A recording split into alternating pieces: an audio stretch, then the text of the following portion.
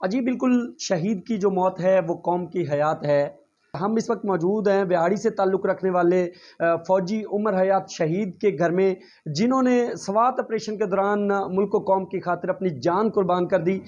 فوجی عمر حیات شہید کو ان کی جرت اور بہادری کی بنیاد پر تمغہ بصالت سے بھی نوازا گیا ہے۔ شہید کے والدین جو ہیں وہ اپنے بیٹے کو یاد کر کے غم زدہ ہوتے ہیں، لیکن فخر بھی محسوس کرتے ہیں۔ اور شہید کے بچے، ان کے دل میں کیا ارمان ہے، ان سے بات کرنے کے لیے میرے ساتھ شہید کی فیملی موجود ہے، عمر حیات شہید کے بیٹے موجود ہیں۔ السلام علیکم۔ السلام، میرا نام دانشہ ہے، میرے ابو کا نام فوجی عمر حیات ہے۔ میرے ابو پر فخر ہے کہ وہ بھی قوم اور ملک کی خاطر خدمت میں شہید ہو گئے۔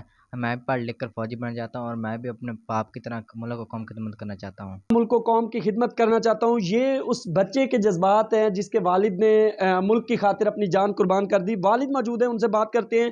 آپ بتائیے گا، آپ کے بیٹے نے تمغہ بصالت حاصل کیا اور پھر ملک پہ اپنی جان قربان کر دی، کیا کہیں گے؟ مجھے فخر ہے کہ قوم اور ملک کی خاطر انہیں اپنی جان قربان کر کے اور اپنا نام روشن کیا، پاکستان کا نام روشن کیا اور میرا نام روشن کیا۔ مجھے فخر ہے اس کی بہادری اور دلیری پر۔ آپ کو اپنے بیٹے کی یونیفارم دیکھ کے، ان کی تصویریں دیکھ کے بیٹا یاد تو آتا ہوگا، آخر آپ باپ ہیں، اور جب ایک جوان بیٹا چلا جاتا ہے تو اس کے بعد باپ جو ہے وہ کمزور پڑ جاتا ہے۔ آپ تو کمزور نہیں ہوئے؟ بہت کمزور ہو گیا ہوں، بڑی یاداں آدیاں نے اودیاں، اور بہرحال مڑ بھی حوصلہ آ جاتا ہے کہ میں ایک شہید کا باپ ہوں، کہ آخرت کے دن بھی اور جڑا نا بسکت کا ایک ذریعہ میرا بنیا۔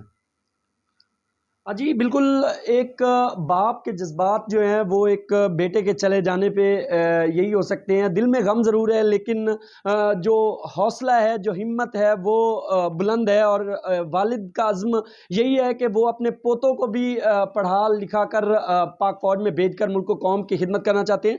شہید کے بڑے بیٹے میرے ساتھ موجود ہیں، ان سے بات کرتے ہیں، جن کے ہاتھ میں اپنے باپ کی یونیفارم بھی ہے۔ بیٹا کیا کہیں گے، آپ کے بابا نے جام شہادت نوش کیا؟ مجھے اپنے ابو پر بہت فخر ہے اور میں بھی چاہتا ہوں کہ میں بھی پڑھ لکھ کر فوجی بنوں۔